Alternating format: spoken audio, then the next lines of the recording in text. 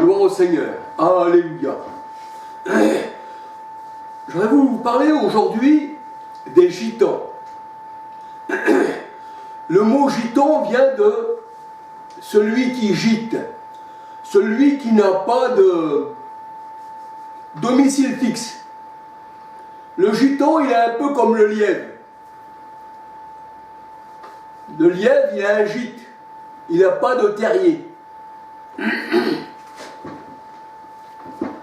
Il y a une parole du Seigneur qui dit: vous aurez des tribulations dans le monde, prenez courage, j'ai vaincu le monde. Et il est vrai que dans ce monde-là, qui n'appartient pas au Seigneur, eh bien, un disciple du Seigneur, une chrétienne, eh bien, des tribulations. Pourquoi? Parce qu'on ne fait pas partie du monde.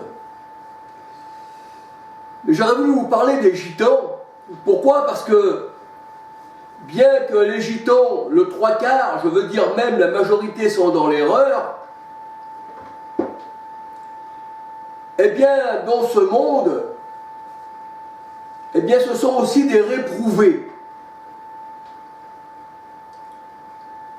Quand on vient avec une caravane pour se mettre sur une place, eh bien, tout de suite, la police, la gendarmerie arrive. Alors, on n'a pas le droit de stationner. Ça, c'est certain. Mais je voudrais dire par là que les gitans, c'est une race qui n'est pas aimée de certains, je dis bien de certains sédentaires, surtout de la police, surtout du gouvernement, qui avait donné une loi, on va dire, un permis de circulation, un permis de circuler, avec un numéro sur ce livret de circulation qu'il fallait signer tous les 3 mois ou tous les 6 mois, ou tous les ans. Si on avait un commerce, on pouvait signer tous les ans. Si on n'avait pas de commerce attitré, c'était tous les 3 mois. Et nous savons que les gitans, dans les camps de concentration, eh bien, se sont retrouvés aussi avec des numéros, comme les juifs, avec des numéros, eh bien, sur les bras. C'était le numéro de la condamnation pour passer dans les chambres à gaz. Il y a eu un sondage fait parmi la population. Préférez-vous plutôt une centrale nucléaire à côté de votre domicile ou des gitans? Alors les gens répondaient, le 3 quarts, eh bien on préfère une centrale nucléaire. Préférez-vous une décharge publique? Eh bien on préfère une décharge publique. C'est-à-dire, même un cimetière, les gens préféraient un cimetière à côté d'eux que des gitans. Et même encore maintenant, bien que ça évolue quand même. Mais je me demande ce que les gitans ont bien pu faire au monde pour qu'on les rejette de cette manière. Je me souviens, quand j'étais enfant, il y avait des panneaux interdits aux gens du voyage, interdits aux nomades, interdits aux forains. Mais imaginez-vous qu'aujourd'hui on dirait, ou alors qu'on fasse des panneaux interdits aux Africains. Bien que je ne suis pas contre les Africains, mais interdits aux Africains, interdits aux Arabes. Eh bien, je pense que les banlieues, ici et ça, ne laisseraient pas ça tomber. Alors on voit que les gitans ne sont pas si méchants que ça en vérité. Mais je me dis, moi, étant gitan, comment se fait-il qu'on haït les gitans à tel point, mais les gitans, en fait, n'ont jamais construit la bombe atomique. Les gitans ne font pas partie de l'Inquisition, ils n'ont jamais institué des tribunaux d'Inquisition. Les Gitans n'ont jamais déclaré la guerre à des peuples, à des nations. Les Gitans n'ont jamais institué les camps de concentration, les camps de la mort. Alors, je suis obligé de dire quand même, étant gitan, que la haine de la population envers les gitans n'est pas justifiée, parce qu'il y a dans le monde des destructeurs qui veulent détruire les nations et qui ont tous ces armes nécessaires, alors que la parole de Dieu nous dit, eh bien, les gens, comment on va dire, adorent ceux qui dominent sur eux. Voilà. Adorent ceux qui dominent sur eux. C'est-à-dire ce qu'on appelle dans la parole de Dieu, les gens de ce monde, les grands de ce monde, la bête, les rois. Apocalypse 17, 11. Et ils votent pour la bête, et ils ont la marque de la bête, et ils donnèrent gloire à la bête. Et cette bête-là, les grands de ce monde, aussi tous ceux, les grands scientifiques de ce monde, qui font partie tous de la même branche, eh bien, sont adorés. Alors que le peuple gitan, je ne dis pas non plus que aujourd'hui les nations souffrent aussi, eh bien, des grands de ce monde, et nous en voyons les résultats aujourd'hui, mais bien que les nations souffrent dans ce monde, eh bien, le 3/4 des nations détestent les gitans. Les gens n'aiment pas qu'on vive comme eux. Nous sommes arrivés en France, en Europe, dans les années 1300. Et nous sommes, depuis lors, eh bien, on va dire, français de père en fils. Pour moi, mon père, eh bien, est né à Saint-Denis, ma mère, elle est née, eh bien, à Soissons. Voyez-vous. Et nous sommes français. Sauf qu'on a une vie, eh bien, on va dire, qui n'est pas la même vie de ceux qui sont sédentaires. Mais quand il y a eu la guerre, il y a des gitans qui ont fait la guerre 14-18, 39-45. Ça n'a pas empêché les sédentaires, eh bien, de recruter, eh bien, aussi les gitans. Et nous voyons que les gitans ont été dans les camps de concentration en France, à Montreuil-Bellay. Eh bien, ils sont rentrés dans les camps de concentration 1 an avant que les nazis arrivent en France. Et ils sont sortis 2 ans après la guerre. Donc on se demande pourquoi que le gouvernement gardait les gitans comme ça. C'était vraiment une haine. C'était vraiment une haine. Et je pense que cette haine, elle est toujours parmi, je vais dire, hein, pour être modeste, parmi les 3/4 de la population mondiale. Voyez-vous. Alors, c'est vrai qu'on n'a pas institué les inquisitions, c'est vrai qu'on n'a pas institué les camps de la mort, c'est vrai qu'on n'a pas institué tout ça, c'est plutôt les sédentaires et les chefs de ce monde qui ont institué tout ça. Et nous, on les appelle les voleurs de poules. Les voleurs de poules. Mais je me dis, avoir de la haine comme ça pour un voleur de poules qui ne pèse pas lourd dans la balance par rapport à ceux qui font des guerres, qui font des massacres, qui font des orgies, qui font les 400 coups. Alors je me dis que, gitan voleur de poules, je pense que la balance, eh bien, ne penche pas du côté des gitans, mais du côté de ceux qui font les guerres de religion, qui massacrent, qui brûlent les gens, qui exterminent des peuples. Vous voyez, comme Hitler. Eh bien, je pense qu'un voleur de poules, à côté de Hitler, eh bien, c'est pas grand-chose. Et Hitler, avec ses ouailles, à la fin de la guerre, eh bien, le trois quarts n'ont pas été jugés. Et nous, on les a jugés dès l'instant que nous sommes venus. On nous a mis à l'écart. On nous a pris comme moins qu'avec une décharge publique et plus dangereux qu'une, on va dire, centrale électrique ou une centrale nucléaire. Et vous, alors, c'est vraiment avoir de la haine. C'est vraiment avoir la démangeaison d'exterminer le peuple tzigane, gitan, gypsy ou rome. Voyez-vous. Mais en fait, la parole de Dieu, elle dit que tous les hommes sont issus d'un seul sang. Tous les hommes. Je crois que c'est dans Acte 17, 26, il me semble. Les hommes sont issus d'un seul sang.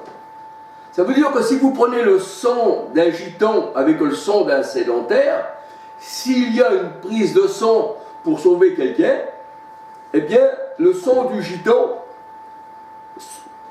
fera l'affaire. Il suffit qu'il tombe dans son groupe sanguin. Voyez-vous. Et comme la parole de Dieu, elle dit que nous sommes tous issus d'Adam et de Ève, et que Dieu a fait tous les hommes à son image, ça a à croire que les gitans ne sont pas à l'image de Dieu. Alléluia. Et c'est vrai que si nous sommes à l'image de Dieu, parce qu'il y a une rectification aussi à faire, si on est à l'image de Dieu, c'est qu'on est né de Dieu. On porte son image, on porte Christ. Colossiens 1,15. Il est vrai, et je reconnais, que les gitans sont dans l'erreur, dans le, on va dire, pentecôtisme. C'est-à-dire que le pentecôtisme est relié à Rome, est relié à l'Inquisition, est relié au bûcher, et nous voyons que le peuple gitan, eh bien, est égaré. Il a les yeux fermés. Mais malgré tout, en réfléchissant bien, en regardant bien dans notre mémoire, eh bien, le peuple gitan a été un peuple errant, vagabond sur cette terre, c'est vrai. Il se met aussi au bord des chemins, au bord des haies. Puis la parole de Dieu elle parle des chemins et le bord des haies, c'est vrai. Mais nous voyons que on n'est pas bien aimé. Je me souviens quand j'étais plus jeune, quand on arrivait avec les caravanes, eh bien les gens regardaient au carreau. Ils se mettaient à la vitre. Et on nous traitait de bohémiens, plein de poux, pouilleux, et retourne dans ton pays. Retourne dans ton pays. Qu'est-ce que tu fais chez nous? Retourne dans ton pays, bohémien, plein de poux, pouilleux que tu es. Alors oui, je m'en souviens quand j'étais jeune. La mentalité aujourd'hui change légèrement. Et c'est tant mieux. Parce que les gens ne connaissent pas les gitans. Les gens ne les connaissent pas. Vous allez chez un gitan, si vous avez faim, si vous avez soif, même si vous voulez dormir, eh bien vous serez bien reçu. Parce que les gens ne les connaissent pas. Il y a une personne qui s'appelle Louis de Matignon, un jeune. Bien, il parle des gitans parce qu'il dit « je les connais ». Et quand il les connaît, quand il a vécu avec, eh bien il a pu se faire une opinion. Pourquoi? Parce que les gitans avant aussi étaient, eh bien, on va dire, beaucoup séparés des sédentaires. Et aujourd'hui, il y a aussi des gitans qui se marient, eh bien, avec des sédentaires. Et les jeunes d'aujourd'hui commencent à connaître les gitans, les tziganes. Et c'est ce qui est bien. Alors il est vrai que le Seigneur aussi, parmi le peuple gitan, eh bien, il n'y a pas beaucoup d'élus parmi eux. Je ne sais pas s'il y en a sur le doigt de la main. Parce que c'est vrai qu'ils sont tous rattachés à Babylone, à Rome. Ils sont tous rattachés, eh bien, aux religions de ce monde. Et les religions de ce monde, eh bien, sont gouvernées, eh bien, par les grands de ce monde. Comme le ministre de l'Intérieur, il est le ministre des cultes. Et nous voyons que dans les religions tziganes, protestants, catholiques, Les catholiques, c'est la pédophilie, c'est l'homosexualité. Et on voit aussi que chez le protestantisme, parce que ces églises issues du catholicisme, c'est-à-dire le protestantisme, eh bien, on voit que maintenant, on a donné l'ordre de marier les homosexuels. Et je me demande ce que les gitans font, eh bien, parmi ces religions. Ils n'ont pas compris, ils sont encore endormis, ils sont plutôt éveillés, bien sûr, il faut le dire, pour les choses matérielles, mais ils sont endormis pour les choses spirituelles. Alors moi, c'est vrai que, étant plus jeune, vous savez, chez les gitans, c'est pas toujours évident. On n'a pas toujours non plus mangé à notre faim. Puis des fois, il a fallu aussi qu'on vole pour pouvoir manger. Alors on a été jugé, c'est sûr, sur les faits, mais on n'a pas été jugé pourquoi nous avons fait ceci, voyez-vous. Et puis qu'on commence à voler, eh bien, au départ c'est un vélo, après c'est une mobilette, et ça monte de plus en plus. On rentre de plus en plus, eh bien, dans le vol. Et pour ma part, moi, le Seigneur est venu dans ma vie, alléluia. J'ai fait pas mal de prison, plus de 20 ans de prison.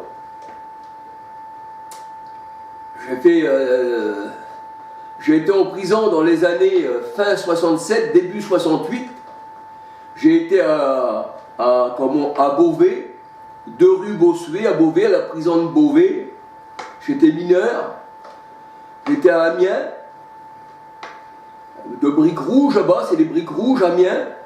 Avant, c'était surnommé la prison des 1000 briques. J'étais à Amiens, j'ai été à comment qu'on peut dire, à Poissy, en centrale. J'étais à Châteauroux. J'ai été à Écrouves,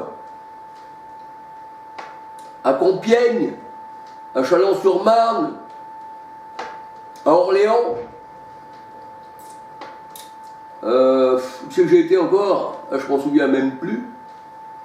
J'ai tellement pas fait de prison que les prisons, je m'en souviens plus. J'étais à Pontoise aussi, cette rue Victor Hugo.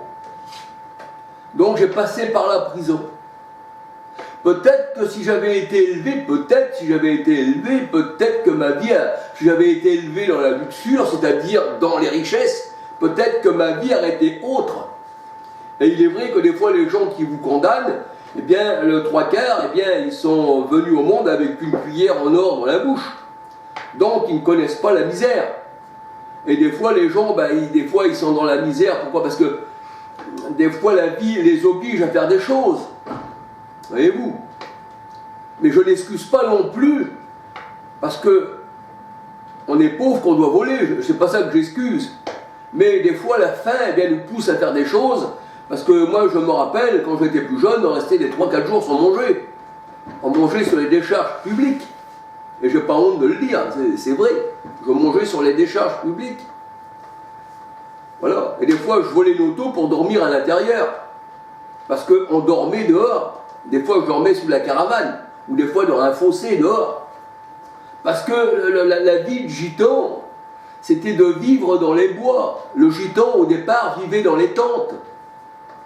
Et le gitan a fait les saisons. Il y a un certain moment, le gitan, dans les années 65, tout ça, il faisait les saisons. C'est-à-dire, il n'y avait pas de machine comme aujourd'hui pour les champs. Alors on faisait les carottes, on faisait les petits pois, on faisait le maïs, on faisait le lin, on faisait ceci, les haricots. On travaillait dur, c'est vrai. Mais il n'était pas évident d'avoir à manger tous les jours. On n'avait pas des aides comme aujourd'hui, les restaurants du cœur n'existaient pas. Donc, c'était vraiment dur. Je ne veux pas dire qu'aujourd'hui, les gens, ce n'est pas dur non plus pour eux.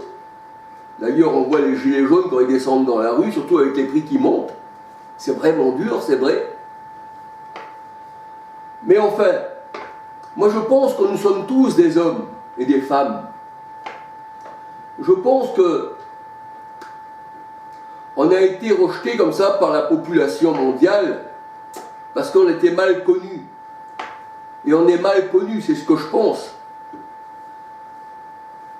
Mais en fait,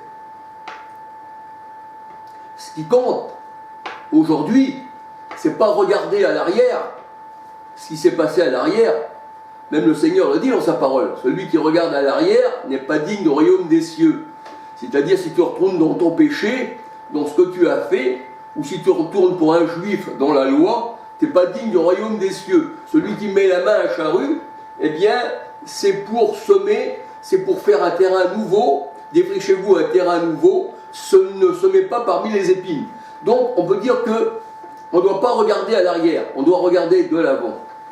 Et je pense qu'à l'avenir, les gens du monde qui nous regardaient comme une peste, eh bien nous regarderons peut-être avec des yeux nouveaux aussi. Pourquoi? Parce que le monde évolue, le monde se réveille aussi, et ça c'est bien, je trouve que c'est bien. Moi pour ma part aussi, je me rappelle quand j'étais enfant, vu qu'on était rejeté, eh bien je disais, je ne serai jamais comme ces gadjos, parce qu'un gadjo c'est quelqu'un qui n'est pas sédentaire et qui n'est pas gitan. Alors je me disais, je ne serai pas comme ces gadjos, et les gadjos sont méchants, les gadjos nous rejettent, et pourtant nous sommes aussi humains comme eux. Mais, comme je dis, espérons que l'avenir, eh bien, le peuple gitan sera plus estimé. Et puis je prie aussi que le peuple gitan, le peuple, eh bien, puisse avoir aussi les yeux ouverts, qu'il puisse connaître le Seigneur comme il le convient. Alléluia.